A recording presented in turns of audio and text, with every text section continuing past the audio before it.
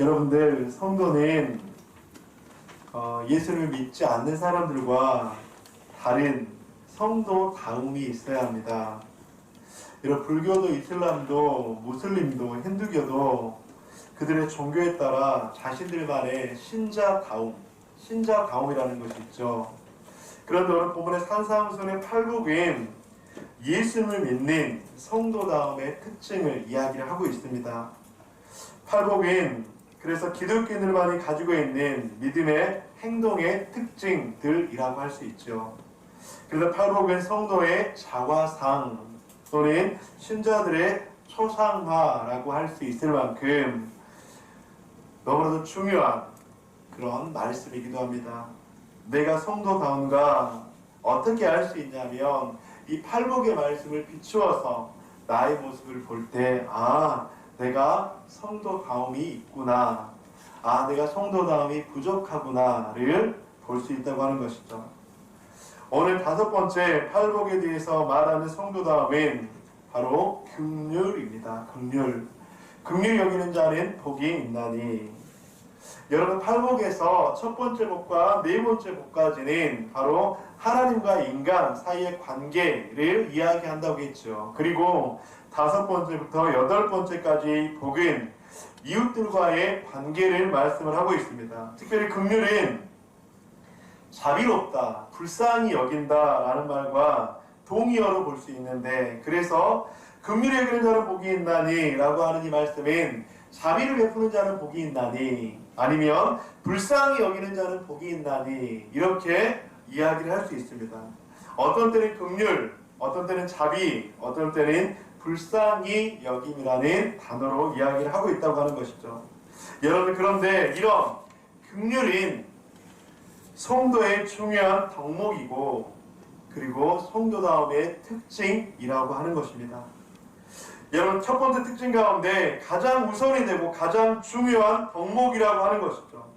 여러분들, 긍휼은 성도의 중요한 덕목이고 성도다움의 특징인데, 나는 직장의 동료에게, 이웃에게, 친구들과의 관계 속에서 저 사람을 불쌍히 여기는 마음이 있는가, 다른 사람의 아픔을, 다른 사람들의 어려움을 돌보는 마음이 있는가 라고 하는 것을 우리는 늘 점검해 보아야 합니다. 여러분들, 우리가 함께 관계하는 많은 지체들 가운데 그런 지체들이 있을 거예요. 누구누구 집사님은, 누구누구 성도님은 진짜 긍휼히 여기는 마음이 많은 것 같아. 다른 사람들을 불쌍히 여기는 마음이 많은 것 같아. 여러분, 과연 그런 말을 우리가 듣고 있는가? 여러분, 왜냐하면 이것을 바로 예수님께서 성도다움의 특징이라고 말씀하고 있기 때문입니다. 또한 긍휼은 하나님의 바로 대표적인 속성이기도 합니다. 여러분, 긍휼을 이해하기 위해서는 구약에서 말씀하시는 하나님의 성품을 알아야 하는데, 하나님의 중요한 속성 중 여러분들 공의와 사랑이 있습니다. 공의와 사랑. 그런데 여러분들, 이 사랑이 바로 긍휼의 성품이라고 하는 것이죠. 그래서 긍휼의 시작인 사람의 성품이 아니라 하나님의 성품이라고 하는 것이죠. 여러분들 잘 기억하시기 바랍니다. 긍휼은 사람의 성품이 아니라 원래 하나님이 가지고 있는 대표적인 하나님의 성품이라고 하는 것이죠. 하나님께서는 긍휼과 자비로 이스라엘을 출애굽시키고 광야의 시간을 보내셨죠. 그런데 광야에서 이스라엘은 금송아지 사건으로 우상을 만들었을 것을 우리는 기억하고 있습니다. 그런데 이때 하나님께서 이스라엘을 진멸하라고 하십니다. 그런데 모세가 어떻게 반응하고 있습니까? 신명기 4장 31절, 내 하나님 여호와는 자비하신 하나님이시라. 그가 너를 버리지 아니하시며 너를 멸하지 아니하시며 내 조상들에게 맹세하신 언약을 잊지 아니하시라. 모세가 하나님께 용서를 구했는데 하나님의 긍휼과 자비를 구했다고 하는 거예요. 하나님께서 긍휼과 자비의 하나님 아니십니까? 하나님께서는 인내하시고 우리들에게 긍휼을 베푸시고 자비로운 하나님이 아니십니까? 그러니 우리들을 불쌍히 여겨주셔서 죽이지 마시고 살려주시옵소서. 모세가 그렇게 하나님 앞에 하나님의 그 성품을 알고 이야기를 했다고 하는 거예요. 출애굽기 34장 6절, 여호와께서 그의 앞으로 지나시며 선포하시되 여호와라 여호와라 자비롭고 은혜롭고 노하기를 더디하고 인자와 진실이 많은 하나님이라. 모세가 그렇게 기도했다고 하는 거예요. 하나님께서는 자비롭고 은혜로우시며 노하기를 더디하시는 하나님이시잖아요. 하나님, 그래서 그들을 진멸하지 말아 주시옵소서. 하나님, 그들에게 긍휼을 베풀어 주시옵소서. 하나님, 그들의 죄를 용서하여 주시옵소서. 왜냐하면 하나님이 긍휼의 하나님이시잖아요. 이렇게 모세가 하나님의 그 긍휼의 성품을 알았고, 그래서 하나님 앞에 고백했다고 하는 거예요. 여러분, 쉽게 이야기하면 이런 거예요. 자녀들이 어떤 실수를 하거나 어떤 큰 죄를 지었어요.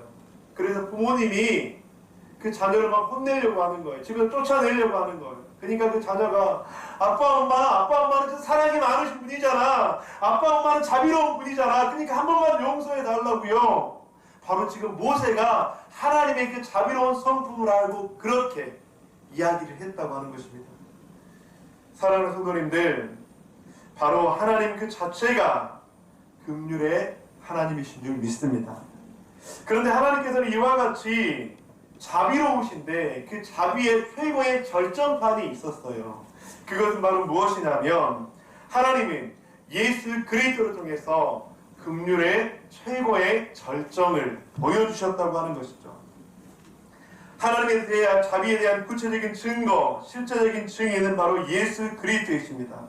여러분, 하나님의 자비가 얼마나 넘치면 자기 하나밖에 없는 독생자 예수 그리스도를 우리 인간을 위해 보내시면서 우리에 대한 사랑을 확증하셨다고 하는 거예요. 하나님께서는 얼마나 자비로운 분이십니까? 이렇게 하나님처럼 긍휼하신 분은 이 세상에 없다고 하는 것이죠. 그렇게 하나님의 그런 자비의 긍휼의 증거로 예수 그리스도를 이 땅 가운데 보내주셔서 예수님은 바로 이 땅 가운데서 이런 사역들을 하셨죠. 마태복음 9장 35절 36절 여러분들이 한번 읽어주시기 바랍니다. 시작. 예수께서 모든 도시와 마을에 두루다니사 그들에게 가르쳐 가르치시며 천국을 전파하시며 모든 병과 모든 악한 것을 고치시니라. 우리를 보시고 불쌍히 여기시니 이는 그들이 목자 없는 양과 같이 고생하며 희생하나. 여러분들, 우리 교회에 세 가지 성경적 철학, 첫 번째 무엇이죠? 가르치고, 두 번째는요 치유하고, 세 번째는요 전파하는 것. 바로 이것이 이 우리 교회의 성경적 철학이 마태복음 9장 35절을 근거로 우리 교회의 성경적 철학이기도 합니다. 그런데 예수님의 사역은 크게 이 세 가지인데 천국 복음을 가르치시고 치유하시고 전파하시는 거예요.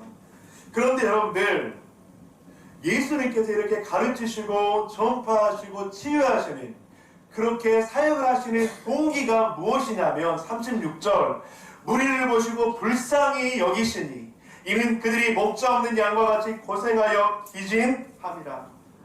예수님께서 이렇게 가르치시고 치유하시고 전파하시는 그 동기가 되었던 것은 목자 없이 죽어가는 그 양들을 바라보며 불쌍히 여기는 마음, 긍휼히 여기는 마음이 있었기 때문에 바로 예수님께서는 그 사역을 감당하셨다고 하는 것이죠. 그래서 긍휼은 하나님의 성품이자 예수님 자체라고 하는 것입니다. 여러분, 그렇다면 우리가 구원받았다고 하는 것은 예수님의 긍휼을 입었다고 하는 거잖아요. 우리가 구원받았다고 하는 것은 목자 없는 양같이 불쌍한 우리들을 위해서 긍휼 그 자체로 오신 예수님의 긍휼을 입었다고 하는 것입니다. 사랑하는 성도님들, 우리가 이 자리에 앉아있는 이유는 예수 그리스도께서 우리를 긍휼히 여기셔서 이 자리에 앉아있는 줄 믿습니다. 아멘. 아멘. 우리 옆에 계신 분들 얼굴 한번 보실까요? 옆에 계신 분들은 예수님의 긍휼을 입은 사람인 줄 믿습니다. 아멘. 우리 그렇게 한번 인사합시다. 집사님은 성도님은 예수님의 긍휼을 입으셨습니다. 한번 그렇게 인사하실까요? 아멘. 여러분, 예수님의 긍휼함을 입어서 우리가 이 자리에 있는 건 다른 이유가 아니에요. 예수님께서 우리를 긍휼히 여기셔서 세상에 많고 많은 사람들 중에서 우리를 콕 집으셔서 이 자리에 앉아있게 하셨다고 하는 것입니다. 그런데 여러분들, 여기서 한 가지, 세상에서 말하는 긍휼과 성령에서 말하는 긍휼을 우리는 잘 좀 분별을 해야 돼요. 여러분들, 맹자 아시죠? 맹자는 이렇게 이야기를 했습니다. 무측은지심 비인야. 그러니까 무측은지심, 측은지심이 없으면 그건 비인야, 사람도 아니다 라고 맹자가 그렇게 이야기를 했어요. 여러분 티벳이라는 나라에 여러분 정신적인 지도자 딜라이라마 여러분들 기억하시죠? 그 사람은 이런 말을 하기도 했습니다. 연민과 자비를 잃어가는 인류를 위해 모든 사람들이 비폭력과 연민을 가지고 살기를 바란다. 연민과 자비를 잃어가는 모든 인류가 연민, 자비를 회복하기 원한다. 여러분 천주교에서는 무엇이라고 이야기하죠? 선한 마음이라고 이야기를 하죠. 여러분 불교에서는 자애라고도 이야기를 하죠. 여러분 무슬림에서는 환대라고도 이야기를 합니다. 그런데 여러분들 지금 이야기했던 측은지심 아니면 자애, 환대 이런 것과 산상수훈에서 말하는 긍휼은 다르다고 하는 거예요. 먹을 것이 없어서 굶주림 가운데 있는 사람들에게 행하는 자선의 마음, 육신의 질병으로 아파하는 사람들을 위해서 함께 눈물을 흘리고 아파하는 마음, 물질의 어려움으로 고통당하는 사람들을 위해서 돕는 온정의 손길, 이런 마음들은 예수 믿는 사람이나 예수님을 믿지 않는 사람들이나 모두 다 가지고 있는 마음들이에요. 여러분들 길을 가다가 그렇게 동냥을 하는, 구걸을 하는 그렇게 고지를 보고 불쌍하다 여기는 마음인 예수님을 믿는 사람이나 예수님을 믿지 않는 사람이나 동일하게 가지고 있는 측은지심이라고 하는 거예요. 그런데 오늘 본문에서 말하는 팔복 가운데서 말하는 이 긍휼인 그런 측은지심이 아니라고 하는 것입니다. 오늘 성경에서 말씀하시는 자비와 긍휼인 인간의 본성적인 마음을 뛰어넘어서 모든 인간에게 가지고 있는 보편타당한 그런 마음이 아니라 한 영혼의 죽음을, 한 영혼의 영원한 죽음을 해결해 주시는 긍휼이라고 하는 것입니다. 여러분 만약 성경의 측은지심, 성경이 측은지심, 인간의 본성에서 나오는 자비를 말하는 것이라면 우리가 이렇게 주일날 이 시간에 나와서 예배 드리는 것 너무나도 불편한 자리가 될 수 있어요. 여러분 인간의 본성에서 나오는 측은지심은 책 한 권으로도 우리가 알 수 있거든요. 하지만 산상수훈에서 말하는 이 긍휼은 우리의 영혼을 살리는 긍휼인 줄 믿습니다. 예수님은 긍휼을 입은 성도가 긍휼을 베풀라고 말씀합니다. 이제 예수님은 너희가 긍휼함을 입었다면 이제 그 긍휼함을 좀 베풀었으면 좋겠다라고 말씀을 하고 있습니다. 그런데 예수님이 말씀하시는 긍휼은 단순히 질병이나 고통이나 사고나 가난이나 아픔이나 이런 개선이 아니라 죄로부터 인한 죄의 형벌로 건져주는 최고의 긍휼이라고 하는 것이죠. 여러분 사도 바울은 이런 긍휼에 대해서 디모데전서에서 이렇게 말씀합니다. 함께 교독하겠습니다. 내가 전에는 비방자여 박해자여 폭행자였으나 도리어 긍휼을 입은 것은 내가 믿지 아니할 때 알지 못하고 행하였음이라. 믿보다 모든 사람이 받을 만한 이 말이여 그리스도 예수께서 죄인을 구원하시려고 세상에 임하셨다 하였도다. 죄인 중에 내가 계십니다. 함께 읽겠습니다. 그러나 내가 긍휼을 입은 까닭은 예수 그리스도께서 내게 먼저 일체 오래 참음을 보이사 후에 주를 믿어 영생 얻는 자들에게 본이 되게 하려 하십니다. 내가 전에는 비방자여 박해자여 폭행자였습니다. 그런데 나는 긍휼을 입었습니다. 긍휼을 입었다는 것은 무엇입니까? 구원받았다고 하는 것이죠. 천국 백성이 되었다고 하는 것이죠. 여러분들 죄의 형벌을 받아서 죽을 수밖에 없었지만 영생의 선물을 받았다고 하는 것입니다. 내가 죄인 중에 괴수였지만 이제 긍휼함을 입어 더 이상 죄의 노예가 아니라 하나님의 자녀, 하나님의 백성이 되었다고 하는 것이죠. 그런데 사도 바울은 그렇게 긍휼함을 입은 이유는 나 혼자만의 구원을 위해서가 아니라고 하는 거예요. 16절 내가 긍휼함을 입은 까닭은 내가 긍휼을 입은 까닭은 여러분 왜 입었다고 말씀하고 있죠? 예수님께서 나에게 긍휼을 베풀어 주셔서 이제는 믿지 않는 사람들에게 긍휼함을 입은 자들에게 본이 되게 하려 함이라. 즉 긍휼함을 입은 내가 긍휼함을 입지 못하는 사람들에게 본이 되어서 그 그들에게 그리스도의 향기와 그리스도의 편지와 복음의 전달자가 되기 위해서 내가 긍휼함을 입었다고 하는 것입니다. 아직까지 예수 그리스도를 믿지 않는 사람들, 긍휼함을 경험하지 못한 사람들에게 긍휼함을 입게 하기 위해서 바울 자신이 긍휼함을 입었다고 하는 것이죠. 이런 질문들을 하시는 분들이 있어요. 목사님, 그러면 우리가 맹자가 말하는 측은지심이나 무슬림에서 이야기하는 환대나 불교에서 이야기하는 자애, 자비, 온정, 자선, 구제 이런 것들은 중요하지 않는 것인가요? 그렇게 질문하시는 분들이 있어요. 예수님께서 말하는 그런 긍휼의 마음만 우리가 가지고 있으면 되나요? 그렇게 오해하시는 분들도 있어요. 그런데 여러분들 그렇지 않습니다. 너무나 중요한 관계가 있어요. 제가 말씀을 드릴게요. 산상순에서 말하는 팔복에서 말하는 긍휼은 인간의 영원한 생명을 다루는 것이잖아요. 그래서 인간의 영원한 생명을 다루는 그 팔복, 긍휼을 통해서 우리는 긍휼함을 입었어요. 그래서 긍휼함을 입은 사람이 이제 다른 사람들을 긍휼히 여기라고 말씀하잖아요. 그런데 다른 사람을 긍휼히 여길 때 자비가 필요해요. 온정이 필요해요. 구제가 필요해요. 자선의 마음이 필요해요. 돌봄의 마음이 필요해요. 섬김의 마음이 필요하다고 하는 것이죠. 그러니까 예수 믿지 않는 사람들을 긍휼히 여겨 그들을 죄로부터 건지려고 복음을 전하고 전도하려고 할 때 온정의 마음이 필요하고 자선의 마음이 필요하고 돕고 싶은 마음이 필요하고 돌보고 싶은 마음이 필요하고, 그래서 이런 것들은 긍휼을 실천하기 위한 도구가 될 수 있다고 하는 것입니다. 사도 바울이 말했던 내가 긍휼함을 입은 까닭은 긍휼함을 입지 못한 사람들에게 긍휼함을 전하는 것인데, 긍휼함을 전하기 위해서 온정과 자선과 구제와 돌봄과 섬김의 마음이 필요하다고 하는 것입니다.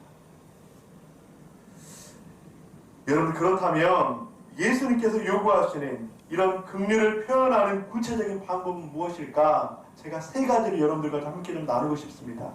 첫째는 불신자에게 복음을 전하는 것입니다. 둘째는 신자에게 용서를 베푸는 것입니다. 셋째는 구체적으로 실천하며 표현하는 것입니다. 여러분 잘 보십시오. 첫째는 믿지 않는 이웃, 가족들, 불신자에게 복음을 전하는 것이죠. 그런데 둘째는 불신자가 아니라 신자예요. 신자라면 공동체 안에 있는 지체들, 아니면 예수 그리스도를 믿는 형제 자매들과의 관계를 이야기를 하는 것입니다. 마태복음 9장 35절과 36절에서는 그렇게 말씀해요. 예수께서 모든 도시와 마을에 두루 다니사 그들을 회당에서 가르치시며 천국 복음을 전파하시며 모든 병과 모든 약한 것을 고치시니라. 무리를 보시고 불쌍히 여기시니 이는 그들이 목자 없는 양과 같이 고생하며 기진함이라. 사랑하는 성도님들, 우리는 긍휼을 베풀고 있습니까? 가족에게 긍휼을 베풀고 있습니까? 예수 믿지 않는 영혼들을 바라보며 긍휼의 마음이 있습니까? 죄의 비참한 상태, 심판받아서 영원히 형벌을 피할 수 없는 상태, 죄의 문제를 해결하지 못한 사람들을 보며 불쌍히 여기는 마음들이 있습니까? 사랑하는 성도님들, 도전을 드리겠습니다. 우리 중고등부 친구들 많이 좋아하시죠? 우리 중고등부 친구들에게는 친구들이 제일 중요해요. 맞잖아요. 그런데 내가 진짜로 그 어떤 사람보다 엄마 아빠보다 좋아하는 그 친구들이 예수 믿지 않아서 지옥 형벌로 떨어지는 그 친구들을 보면서 혹시라도 마음 가운데 긍휼한 마음이 조금이라도 있습니까? 만약 그렇다면 나는 그 친구들을 진정으로 생각하는 것이에요. 우리 사랑하는 성도님들, 내가 너무나도 좋아하는 가족들, 이웃들을 바라보며 긍휼한 마음이 있습니까? 여러분들, 우리들은 맛있는 음식을 먹으면 야, 이 음식 꼭 가족들과 함께 먹었으면 좋겠다. 좋은 곳을 구경 가면 야, 여기 내가 사랑하는 그 사람과 함께 와서 이곳을 다시 보았으면 좋겠다. 그런 마음들을 가지고 있잖아요. 그런데 그런 것이 아니라 내가 전하지 않으면 죄와 사망 가운데 죽어갈 수밖에 없는데 그 영혼들을 향한 긍휼의 마음이 우리 가운데 있는가를 돌아보아야 합니다. 지구온난화로 인해서 이상 기류로 인해서 천재 지변이 너무나도 잦아지고 있죠. 평상시와 다름없이 출퇴근길에 천재 지변으로 인해서 목숨을 잃기도 하고, 출퇴근길에 정신 이상자를 만나서 봉변을 당하기도 하고, 건강하고 행복했던 가정이 갑자기 그 가정의 가장이 사형선고와 같은 불치의 병을 판정받기도 하고, 돈과 명예로 평생 권력을 누릴 것 같았지만 생명의 그 한계 앞에서 맥없이 무너지기도 하고, 사랑하는 성도님들, 우리들의 내일은 알 수 없습니다. 시간이 많이 남았다, 다음 기회에 가능하다. 그런데 우리의 시간과 하나님의 시간과는 다르다는 것을 알아야 합니다. 천국 백성이 아닌 자에게 영생의 선물을 하는 것, 여러분들 이것보다 더 가치 있고 중요하고 소중한 것은 없다고 하는 것입니다. 2023년 유초등부, 중고등부, 청년부 수련회가 성도님들의 기도로 너무나도 은혜 가운데 마쳤습니다. 저는 이번 수련회를 준비하면서 가장 중요한 기도 제목 한 가지를 교육 부서마다 이야기했습니다. 그것이 무엇이냐면, 우리 아이들이 구원의 선물을 받았으면 좋겠다, 영생의 선물을 받았으면 좋겠다, 십자가 복음을 경험했으면 좋겠다. 우리들의 자녀들에게 무엇을 전해주시겠습니까? 만약 자녀의 생명이, 그 자녀의 생명을 오늘 밤이라도 하나님께서 뺏어간다면 그 자녀가 천국에 들어갈 수 있습니까? 여러분, 태어난 것은 부모가 먼저 태어났지만 이 땅의 생을 마감하는 것은 부모가 먼저 마감할지 자녀가 먼저 마감할지 그것은 아무도 모릅니다. 오늘날 교회의 많은 강단에서 잃어버린 것이 있는데 그것은 복음입니다. 왜냐하면 예수 천국, 불신 천국 이야기하면 부담스러우니까요.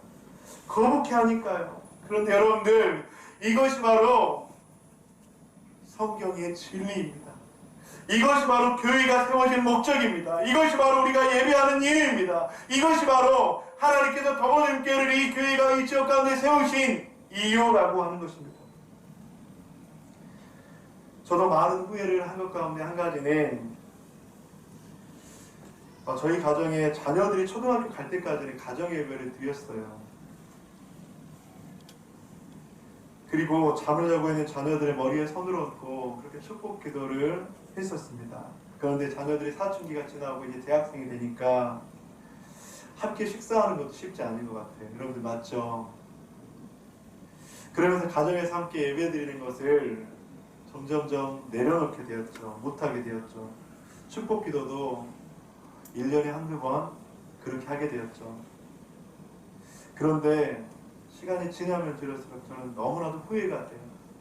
이걸 꼭 아이들이 사춘기, 청년, 장년이 돼도 꼭 지켜야 됐었는데, 그래서 그렇게 하지 못했던 저의 계속적으로 지금까지 하고 있지 못하는 저의 모습을 보면서 참 너무나도 어리석은 저의 모습을 그렇게 후회하고 있습니다.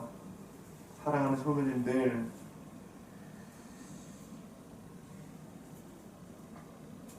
우리는 자녀들에게 무엇을 주시겠습니까? 그것은 긍휼의 마음이어야 합니다. 여러분, 성도의 정체성은 믿지 않는 이웃들에게, 불신자들에게 복음을 전하는 것입니다. 예수 믿는 부모의 정체성은 자녀를 복음으로 긍휼히 여기는 것입니다. 예수 믿는 남편, 아내의 특징은 복음으로 긍휼히 여기는 것입니다. 예수 믿는 직장인 그리고 사업장의 사람들에게 정체성인 동료를 보며 긍휼히 여기는 것입니다. 사랑하는 성도님들, 우리의 이웃들에게 긍휼히 여기는 마음이 있기를 주님의 이름으로 간절히 축복합니다. 아멘. 둘째로, 성도에게는 용서를 베푸는 것입니다. 에베소 4장 32절 여러분들 한번 읽어주시기 바랍니다. 시작.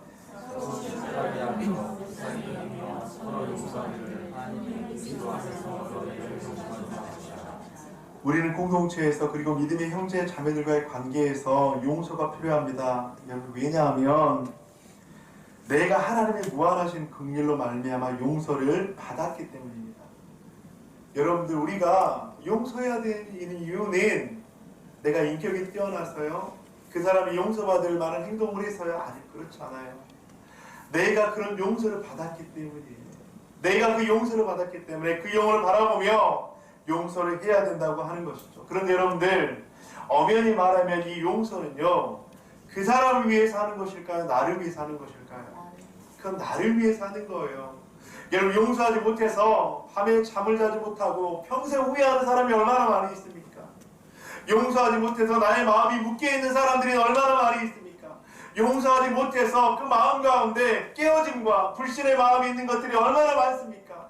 여러분들 이 용서는 그 사람을 위해서 하는 것 같지만 이 용서는 바로 내 영혼의 회복과 내 영혼의 묶임의 풀림을 위해서 하는 것이라는 것이죠. 그런데 성경에서는 무엇이라고 이야기합니까? 신자의 삶, 성도의 삶 가운데 불쌍히 여기며 서로 용서하는 것. 사랑하는 성도님들, 용서해야 될 대상이 있다면 주님 앞에 기도하며 그 영혼을 위해서 용서하십시다. 그리고 또한 우리가 연약하게 용서를 구해야 될 것이 있다면 우리가 하나님 앞에 용서를 구합시다. 그리고 가능하다면 그 영혼에게 찾아가 용서를 구합시다. 여러분들 이렇게 했을 때 여러분들 바로 우리들에게 긍휼의 마음이 불일 듯 일어나게 될 줄 믿습니다. 세 번째로는 구체적으로 실천하며 표현해야 합니다. 긍휼을 돌봄과 섬김의 방법으로, 구제와 온정의 방법으로 여러분들 섬겨야 합니다. 마태복음 2장 25장 36절과 35절과 36절에는 그렇게 말씀합니다. 내가 줄일 때에 너희가 먹일 것을 주었고 목마를 때에 마시게 하였고 나그네 되었을 때에 영접하였고 헐벗었을 때에 옷을 입혔고 병들었을 때에 돌보았고 옥에 갇혔을 때에 와서 보았느니. 여러분들 긍휼은 말로 하는 것이 아니에요. 줄인 자가 있다면 먹을 것을 주는 것이 긍휼을 실천하는 것입니다. 목마른 자가 있다면 그에게 목마름을 해결해 주는 것이 긍휼을 실천하는 것이에요. 나그네가 되었다면 그들을 따뜻함으로 환대하며 영접하는 것이 긍휼을 실천하는 것이에요.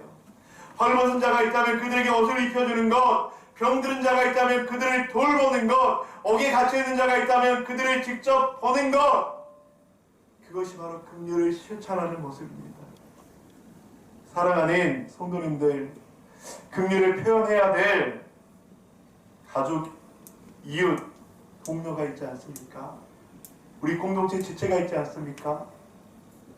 예수님께서 우리에게 주신 최고의 선물, 그 긍휼을 선물하십시오.